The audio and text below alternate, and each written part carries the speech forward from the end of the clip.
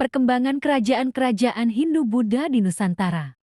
Nama anggota kelompok 2, Hasna Nur Adelia, nomor presensi 13, Nalis Wulan Saadah, nomor presensi 19, Najwa Frida Luciana, nomor presensi 20, Winza Novalia, nomor presensi 28, Risma Lutfiani, nomor presensi 29, Suci, nomor presensi 33.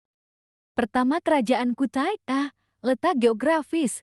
Kerajaan Kuta atau Kerajaan Martapura terletak di Sungai Mahakam, tepatnya di Muara Kaman, Kutai, Kalimantan Timur. Berdiri sekitar abad ke-4 M. Kerajaan Kutai merupakan kerajaan Hindu pertama di Nusantara. B. Sumber sejarah. Kerajaan Kutai adalah beberapa penemuan peninggalan yang berupa tulisan prasasti. Tulisan tersebut terdapat pada 7 tiang batu yang disebut yupa. Yupa berupa tiang batu bertuliskan huruf Palawa dan berbahasa Sanskerta. Yupa ini digunakan untuk mengikat hewan kurban sebagai persembahan kepada dewa. Dalam prasasti Yupa disebutkan nama kakek Mulawarman yang bernama Kudungga. Kudungga berarti pengusaha lokal yang setelah terkena pengaruh Hindu-Buddha daerahnya berubah menjadi kerajaan. C. Kehidupan politik. Pertama, Raja Kudungga. Raja Kudungga adalah raja pertama di Kerajaan Kutai. Kedudukan Raja Kudungga pada awalnya adalah seorang kepala suku, tetapi dengan masuknya pengaruh Hindu, ia mengubah struktur pemerintahannya menjadi kerajaan dan mengangkat dirinya menjadi raja. Kedua, Raja Aswawarman. Dalam prasasti Yupa bahwa Raja Aswawarman adalah seorang raja yang cakap dan kuat. Pada masa pemerintahannya, wilayah kekuasaan Kutai diperluas. Buktinya dengan adanya pelaksanaan upacara Asmaweda. Raja Aswawarman dianggap sebagai pendiri keluarga raja atau Wangsakarta. Ketiga, Raja Mulawarman. Raja Mulawarman adalah raja terbesar kerajaan Kutai. Kebesaran kekuasaan Raja Mulawarman terlihat dalam upacara-upacara persembahan kepada para dewa yang pernah dilakukannya. Kebaikan raja diwujudkan dalam pemberian hadiah atau sedekah berupa sapi dalam jumlah yang banyak pada para brahmana. D. Kehidupan ekonomi. Ekonomi Kuta bergantung pada Sungai Mahakam melalui perdagangan, pertanian, dan peternakan. Barang dagangan utama yaitu getah kayu meranti, damar, gaharu, rotan, batu permata, dan bulu-bulu burung yang indah. Raja Mulawarman pernah mempersembahkan 20.000 ekor lembu kepada brahmana. Kedua, Kerajaan Tarumanegara. A. Letak geografis. Kerajaan Tarumanegara terletak di Jawa Barat, tepatnya di tepi Sungai Cisadane, sekitar Bogor. Nama Taruma berasal dari kata tarung yang berarti nila atau biru, dan kini masih digunakan sebagai nama sungai yaitu Citarum, Cisungai. Tarumanegara didirikan oleh Raja Guru Jaya Singawarman dan diteruskan oleh putranya, Karmayawarman. Wilayah kekuasaannya mencakup Banten, Jakarta, hingga perbatasan Cirebon. Pada masa Raja Purnawarman, Tarumanegara hampir menguasai seluruh Jawa Barat. B. Sumber sejarah. 1. Prasasti. Prasasti-prasasti yang menerangkan keberadaan Kerajaan Tarumanegara menggunakan bahasa Sanskerta dan huruf Palawa. Adapun prasasti-prasasti antara lain sebagai berikut. A. Prasasti Tugu. Prasasti Tugu ditemukan di Desa Tugu, Cilincing, Jakarta, dan berisi tentang penggalian saluran air Gomati sepanjang 6.112 tombak atau kurang lebih 11 km pada masa pemerintahan Raja Purnawarman. Penggalian ini dilakukan dalam 21 hari, diikuti dengan selamatan dan pemberian 1.000 ekor sapi kepada brahmana.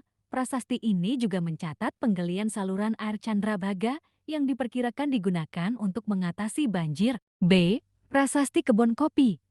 Prasasti kebun kopi ditemukan di Kampung Muara Hilir, Cibungbulang, Bogor. Prasastinya dipahatkan dalam satu baris dengan 2 telapak kaki gajah di sisinya. Isi prasasti ini menggambarkan sepasang telapak kaki yang mirip dengan telapak kaki Airawata, gajah penguasa Taruma yang melambangkan kejayaan kerajaan tersebut. C. Prasasti Ciaruteun. Prasasti Ciaruteun ditemukan di Kampung Muara, Cibungbulang, Bogor, dan terdiri dari 2 bagian. Inskripsi A, yang dipahatkan dalam 4 baris dengan aksara Palawa dan bahasa Sanskerta, menyebutkan dua kaki seperti kaki Dewa Wisnu yang dianggap sebagai telapak kaki Raja Purnawarman dari Taruma. Inskripsi B terdiri berusaha dibaca oleh beberapa sarjana, tetapi hasil belum memuaskan. Oleh J. Lebar A.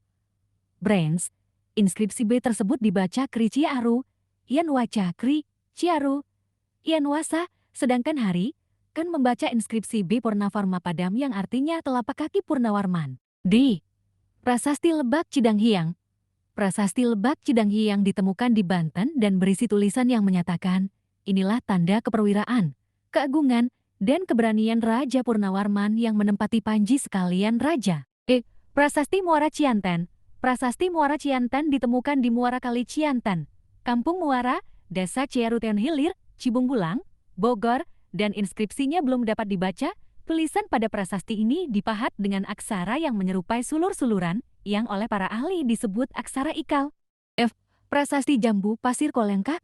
Prasasti Jambu ditemukan di Bukit Kolengkak, Desa Parakan Muncang, Nanggung, Bogor, dan ditulis dalam dua baris aksara Palawa dan bahasa Sanskerta. Isi prasasti ini menggambarkan Raja Purnawarman sebagai pemimpin yang gagah, terhormat, dan tak terkalahkan dengan baju zirah yang terkenal. Prasasti ini juga menyebutkan telapak kaki Raja Purnawarman sebagai simbol keberhasilannya dalam menggempur musuh dan menghormati pangeran. G. Prasasti Pasir Awi.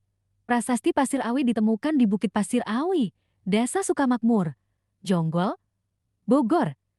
Inskripsinya sulit dibaca karena lebih berupa gambar piktograf daripada tulisan, dengan sepasang telapak kaki terletak di bagian atas inskripsi. 2. Arca-arca. Arca Rajarsi diperkirakan ditemukan di wilayah Jakarta. Berdasarkan bentuknya, arca Rajarsi memperlihatkan sifat-sifat Wisnu Surya. B. Arca Wisnu Cibuaya. Arca ini dianggap sebagai pelengkap prasasti Mulawarman. Arca ini diduga memiliki persamaan dengan langgam seni Pallawa di India Selatan dari abad ke-7 AM sampai abad ke-8 M. C. Arca Wisnu Cibuaya. Dua arca ini memiliki kesamaan dengan arca-arca yang ada di Kerajaan Pala, Bangladesh. 3. Berita asing. Berita Cina dari dinasti Tang mencatat bahwa seorang pendeta bernama Fehian terdampar di pantai utara Pulau Jawa tahun 414 saat dalam perjalanan pulang dari India ke Cina. Dalam catatan perjalanannya, Fehian menyebutkan adanya masyarakat di pantai utara Pulau Jawa bagian barat yang terpengaruh Hindu, oleh Fehian yang diperkirakan merupakan bagian dari Kerajaan Tarumanegara. C. Kehidupan politik. Kerajaan Tarumanegara mencapai kejayaan di bawah pemerintahan Raja Purnawarman, yang memimpin dengan bijaksana sehingga rakyat hidup makmur dan aman. Bukti keberhasilannya terlihat dalam prasasti Tugu yang mencatat pembangunan saluran irigasi untuk pertanian. Kerajaan Tarumanegara juga menjalin hubungan dengan negara-negara seperti Cina dan India, serta menyerap budaya India, terutama kemajuan teknologi, taraf keagama, keseni, dan kekuatan struktur masyarakatnya. D. Kehidupan ekonomi. Prasasti Tugu mencatat bahwa Raja Purnawarman memerintahkan pembangunan saluran sepanjang 6.112 tombak yang memiliki dampak ekonomi besar. Saluran ini membantu mencegah banjir dan memperlancar perdagangan antar daerah di Kerajaan Tarumanegara serta dengan daerah lain. Hal ini membuat perekonomian masyarakat berjalan teratur. Ketiga, Kerajaan Sriwijaya. Letak geografis. Dari prasasti-prasasti yang ditemukan dapat diketahui bahwa letak Kerajaan Sriwijaya di wilayah Sumatera bagian selatan. Diperkirakan pusat pemerintahanannya terletak di tepi Sungai Musi atau di sekitar kota Palembang sekarang. Dari tepian Sungai Musi, pengaruh Kerajaan Sriwijaya terus meluap mencakup Selat Malaka, Selat Sunda, Selat Bangka, Laut Jawa bagian barat, Bangka, Jambi Hulu, Semenanjung Meleye, hingga ke Tanah Gentingkra. Luas wilayah laut yang dikuasai Kerajaan Sriwijaya menjadikan Sriwijaya sebagai kerajaan maritim yang besar. B. Sumber sejarah. Sumber sejarah Kerajaan Sriwijaya dapat diperoleh dari beberapa sumber, baik dari dalam negeri maupun dari luar negeri. 1. Sumber dari dalam negeri. Prasasti Kedukan Bukit. Isi prasasti ini adalah keterangan bahwa Raja Dapuntahiang Srijayanasa berhasil menaklukkan kerajaan Melayu dan berhasil memperluas kekuasaannya hingga ke Jambi. B. Prasasti Telaga Batu. Isi prasasti ini adalah kutukan terhadap siapa saja yang melakukan kejahatan di Kerajaan Sriwijaya dan tidak taat kepada perintah raja. Prasasti Talangtu. Isi prasasti ini adalah titah Raja Dapuntahiang Srijayanasa untuk membangun Taman Sri Setra sebagai tempat rekreasi untuk rakyat Sriwijaya. D. Prasasti Karang, Berahi. Isi prasasti ini adalah keterangan tentang penguasaan Sriwijaya atas daerah Jambi. Prasasti Ligor. Isi prasasti ini tentang Kita Ligor yang berfungsi mengawasi pelayaran dan perdagangan di Selat Malaka. F. Prasasti Kota Kapur. Isi prasasti ini menyebutkan usaha Sriwijaya untuk menaklukkan bumi Jawa yang tidak tunduk kepada Sriwijaya. G. Prasasti Nalanda. Isi prasasti ini adalah perintah pembangunan sebuah biara di Nalanda atas perintah Raja Balaputra Dewa. Hari. Candi Muara Takus. Candi Muara Takus ini memberikan keterangan bahwa masyarakat dan kerajaan Sriwijaya beragama Buddha. Hal itu karena kemiripan candi dengan Candi Asoka di Indus. 2. Sumber dari luar negeri. Sumber dari luar negeri yang menerangkan kerajaan Sriwijaya adalah berita Cina, berita Indi, dan berita Arab. C. Kehidupan politik dan pemerintahan. Sejak abad ke-7 AM, kerajaan Sriwijaya mulai melakukan perluasan wilayah kekuasaan.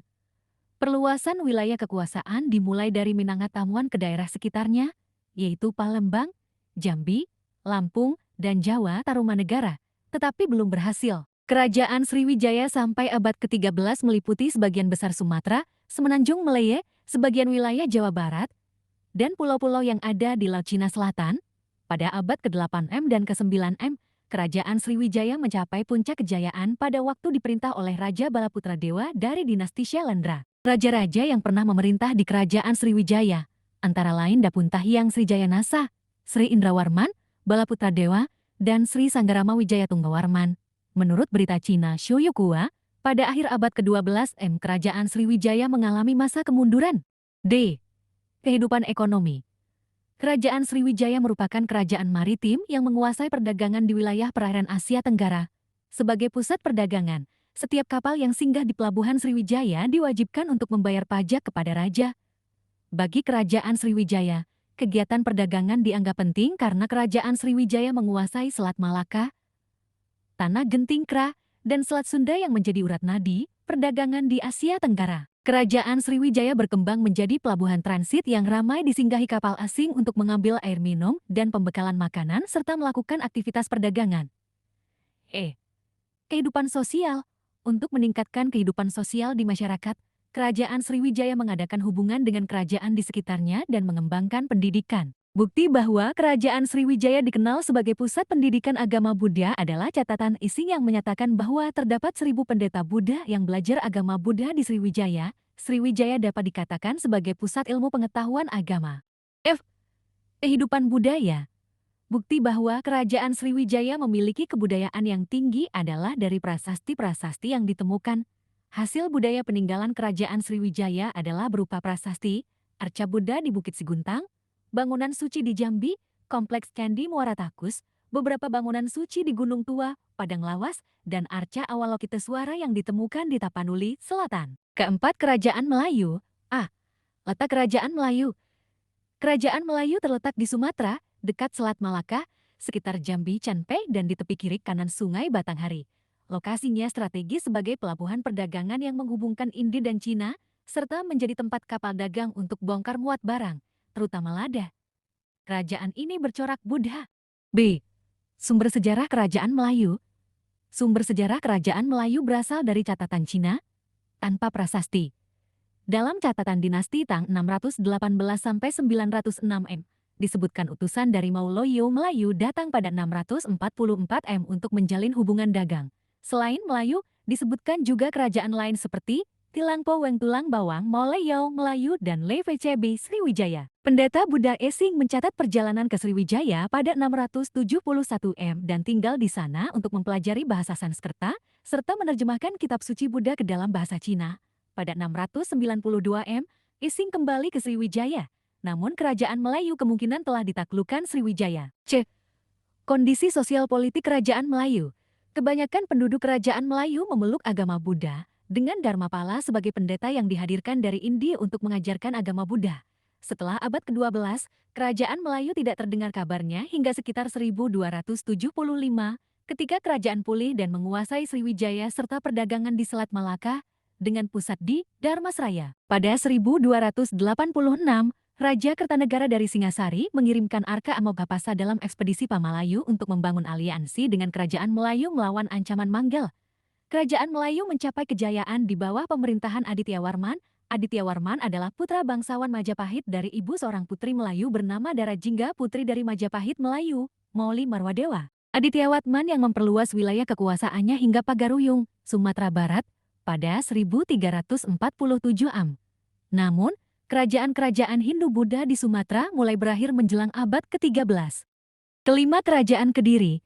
Kehidupan politik pada awal Kerajaan Kediri ditandai dengan perang saudara antara Samarawijaya berkuasa di Panjalu dan Panji Garasakan berkuasa di Jenggala. Pada tahun 1052 antara keduanya terjadi perebutan kekuasaan.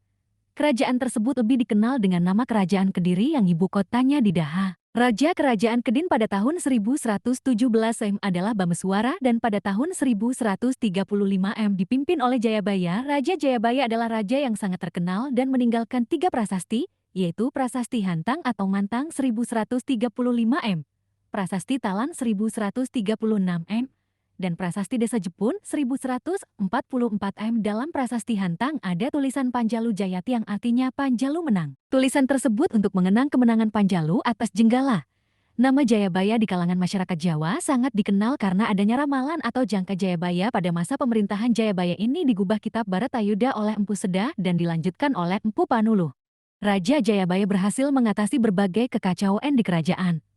Mata pencaharian yang penting di Kerajaan Kediri adalah pertanian dengan hasil utamanya padi.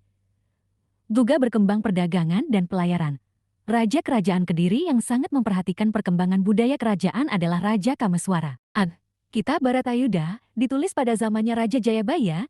Kitab ini ditulis untuk memberikan gambaran terjadinya perang saudara antara Panjalu melawan Jenggala. B. Kitab Kresnayana ditulis oleh Empu Tiguna pada zaman Raja Jayaswara.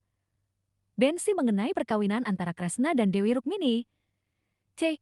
Kitab Smarakahana ditulis oleh Empu Darmaja pada zaman Raja Kameswara, menceritakan tentang sepasang suami istri, Smara dan Rati, yang menggoda Dewa Siwa yang sedang bertapa.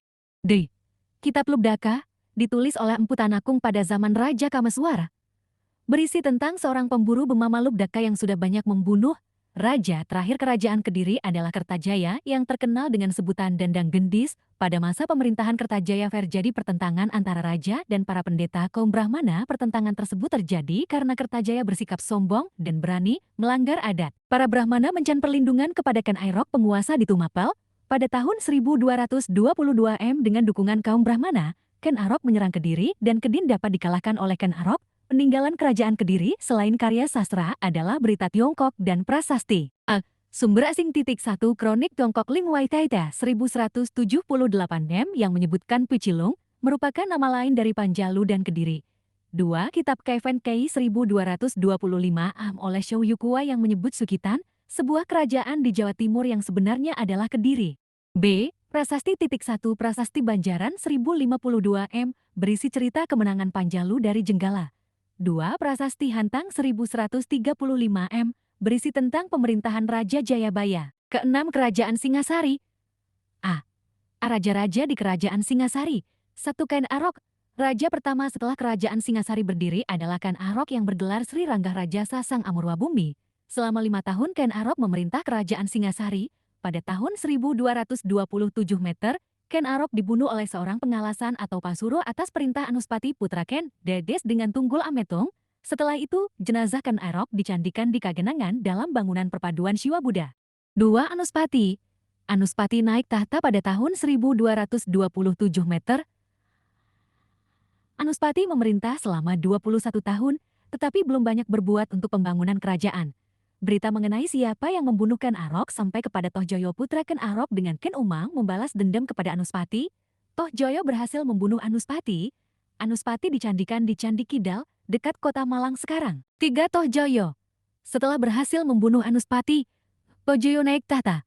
Masa pemerintahan Tohjoyo hanya singkat. Ronggowani dibantu oleh Mahesa Cempaka putra Mahesa Wongatelang untuk menghadapi tuntutan Ronggowani. Terjadilah pertempuran antara pasukan Tohjoyo dan pengikut Ronggowani. 4 Ronggowani. Pada tahun 1248 Ronggowani naik tahta Kerajaan Singasari dengan gelar Srijaya Wisnuwardana didampingi Mahesa Cempaka yang berkedudukan sebagai Ratu Anggabaya. Di bawah pemerintahan Ronggowani dan Mahesa Cempaka, keadaan Singasari aman dan tenteram. Rakyat hidup dengan bertani serta berdagang bebek. Ronggowani meninggal pada tahun 1268 meter dan dicandikan di dua tempat, yaitu sebagai Shiva di Waleri dan sebagai Buddha Amoghapasa di Jajagu. 5. Kertanegara. Kertanegara bergelar Sri Maharaja di Raja Sri Kertanegara. Kertanegara bercita-cita menjadi Singasari kerajaan yang besar.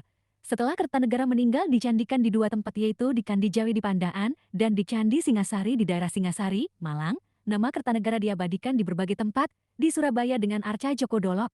Setelah Raja Kertanegara meninggal berakhirlah Kerajaan Singasari. B.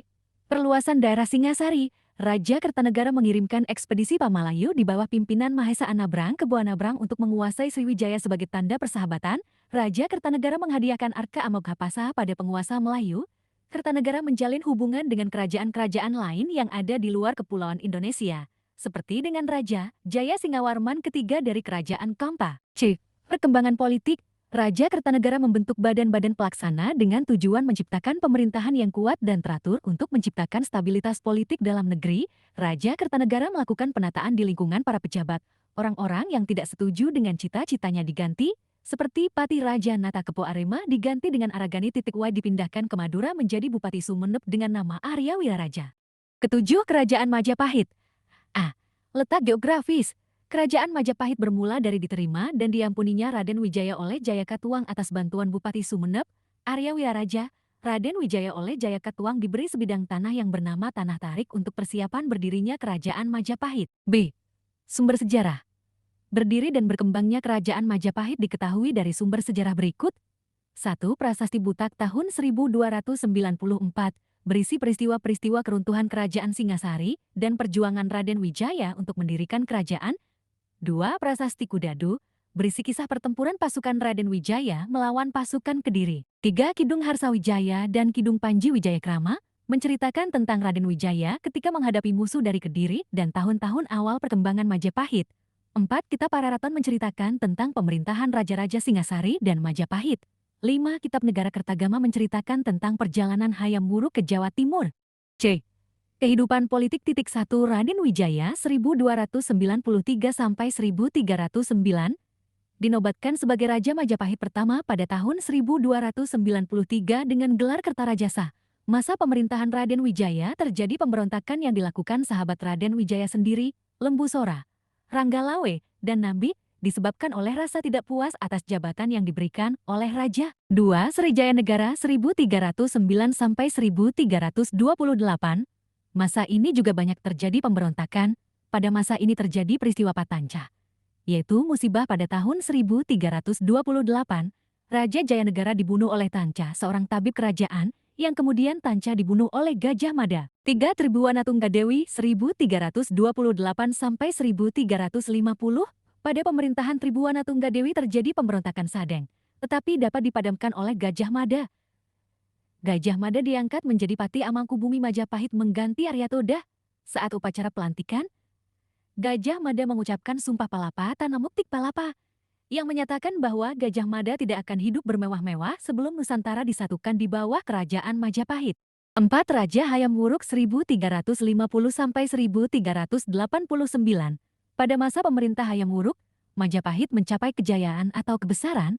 Pada masa ini terjadi peristiwa Bubat Perang Bubat, peristiwa perselisihan antara Gajah Mada dan Raja Pajajaran sehingga memicu pertempuran menyebabkan terbunuhnya Raja Pajajaran dan putrinya Dyah Pitaloka. Setelah Hayam Wuruk meninggal digantikan oleh putrinya Dyah Kusumawardhani yang didampingi oleh suaminya Wikramawardhana. Pengangkatan ini memicu terjadinya Perang Paregreg karena anak Hayam Wuruk dari istri Selimia Berwirabumi menuntut tahta kerajaan Majapahit. D.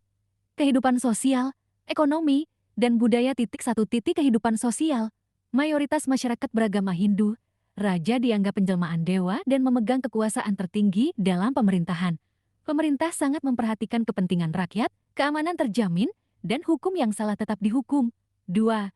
Kehidupan ekonomi. Kerajaan Majapahit merupakan kerajaan agraris dan maritim. Kehidupan ekonomi kerajaan menitikberatkan pada bidang pertanian, pelayaran, dan perdagangan. 3. Kehidupan budaya. Kebudayaan berkembang pesat baik sastra atau bangunan. Peninggalan bangunan antara lain Candi Panataran dan Candi Sumber Jati di Blitar, Candi Srenggopara di Kapopongan, Candi Jabung di Krakasan, Candi Surawana di Kediri, Candi Pari dekat Porong, dan Candi Waringin Lawang di Trowulan. Sastra zaman Kerajaan Majapahit awal yaitu Kitab Negara Kertagama karya Empu Prapanca, Kitab Sutasoma karya Empu Tantular, Kitab Pararaton, Kitab Kunjarakama, B. Sastra zaman Kerajaan Majapahit akhir yaitu Kitab Sundayana, Kitab Sana Jawa, Kitab Sorandaka, Kitab Sana Bali, Kitab Ranggalawe. Terima kasih.